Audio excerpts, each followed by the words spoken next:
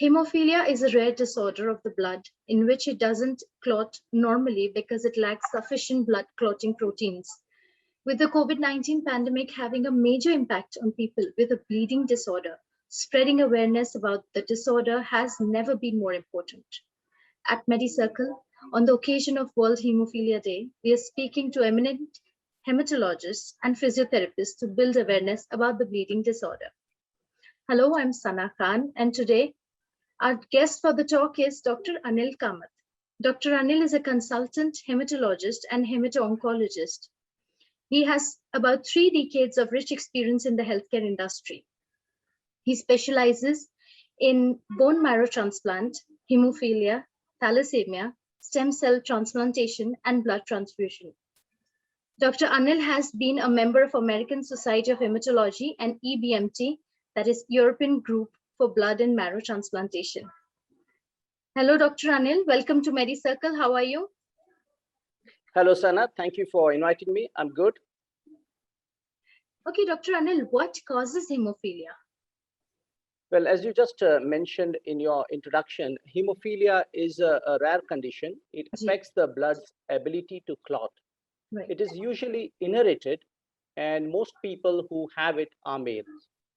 Okay. Now, as you mentioned in your intro, there are substances in the blood which are known as clotting factors. They mix with the blood cells, cause platelets to make the blood sticky and form a clot. And this is how the bleeding stops eventually.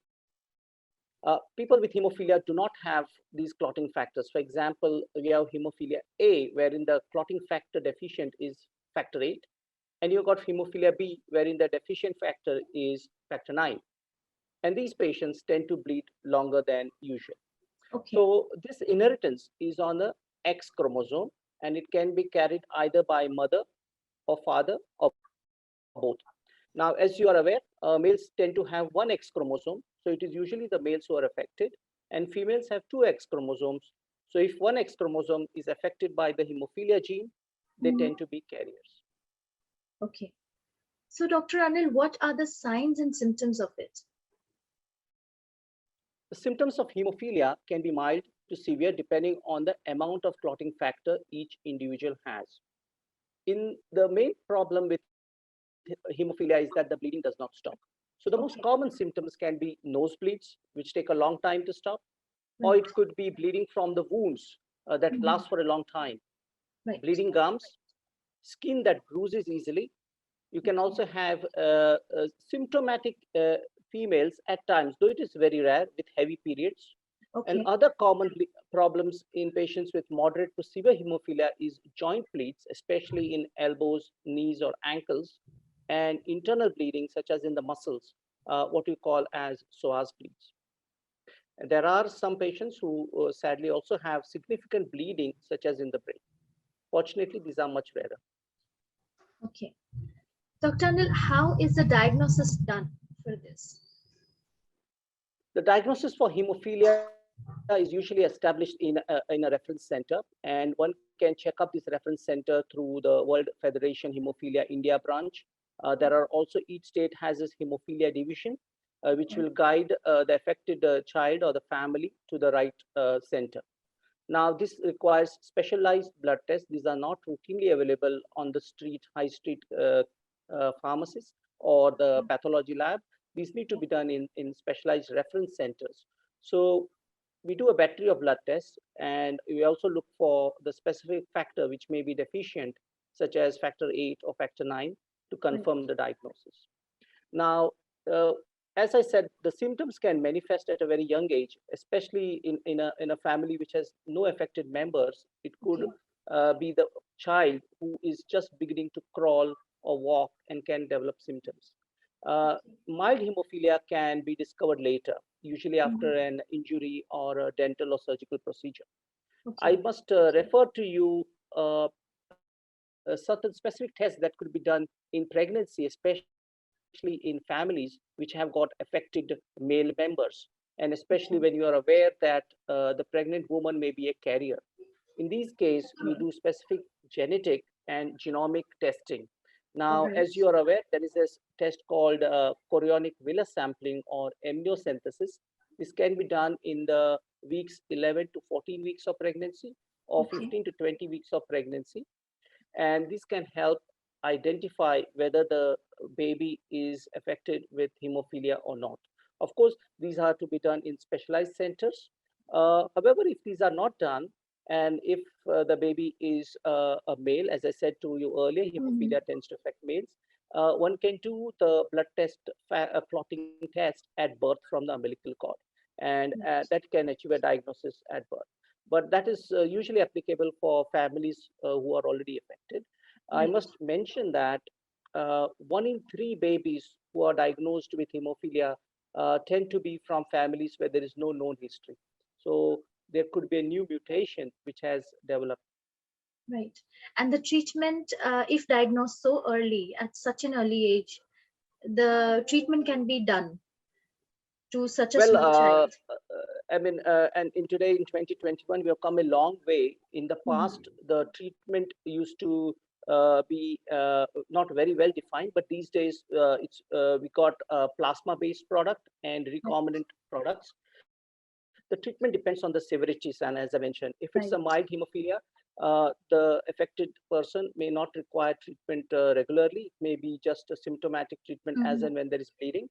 However, moderate to severe hemophilia tends to require treatment prophylactically as well as on demand. When I say prophylactically, is giving infusions of the medicines which could be plasma derived, as it Right. happens in India, or recombinant, which is more prevalent in the West. It's not easily available in India because of the cost concerns, but Right. the most preferred is recombinant treatment, and that can be given as infusions. In preventive treatment, it can be given 2 or 3 times a week, and Okay. on demand is when the child or the person has bled, then you give the treatment till the bleeding stops. So there are various ways to treat it, and your referring consultant or the hematologist will guide that particular individual in terms of a tailored, personalized treatment regimen for the child. In terms of your specific question, whether the child at birth needs a treatment, usually no, not at birth. Okay. As I said to you earlier, when they start crawling and when they start walking, it's then when the Mhm. bleeding manifests. Right. So it is usually on demand, but prophylactic treatment can start when they are as young as 2 to 3 years of age, Okay. depending on the severity. Right. And how severe can hemophilia be? Well, again, as I referred to you, a tiny proportion of patients can have severe hemophilia. And sadly, if this is not treated on time or diagnosed on time, they can have life-threatening complications and Okay. life-disabling complications as well. Right. One of the severe complications is a brain hemorrhage, which can present with confusion, slurred speech, problems with coordination and balance. This can be diagnosed quite easily with a brain scan, and in an affected child can be treated with effective replacement of products. Uh, Joint damage can also be prevented by timely and effective replacement of the deficient product, either plasma-based or recombinant. In some patients where the treatment has been inadequate, that could be long-term or permanent joint damage, and these patients sometimes Mhm. require joint replacement as well. A tiny proportion of patients who are on regular replacement therapy or prophylactic treatment can develop inhibitors, wherein they develop Okay. resistance to the factors that we are giving them. In these patients, they require what we call as tolerance induction treatment, and that Okay. again has to be done in specialized centers. So Right. there's a lot that can be done. And usually hemophilia treatment is a comprehensive treatment. It involves not just the hematologist, it also has the role of the pharmacy, regular supply of the product, the physiologist, the family physician, so that they can be available at hand when it's required, and of course the involvement of the patient and their families. Adding to it, hemophilia A occurs in 1 out of 10,000 male births, while hemophilia B occurs in 1 out of 30,000 male births. India may have over 70,000 patients with hemophilia A and B. As a dedicated healthcare media platform, through this initiative, We hope we are able to educate and aware people about hemophilia. Thank you so much, Dr. Anil, for sharing your valuable time and this significant information with all our viewers today. It has been a pleasure having you on the show.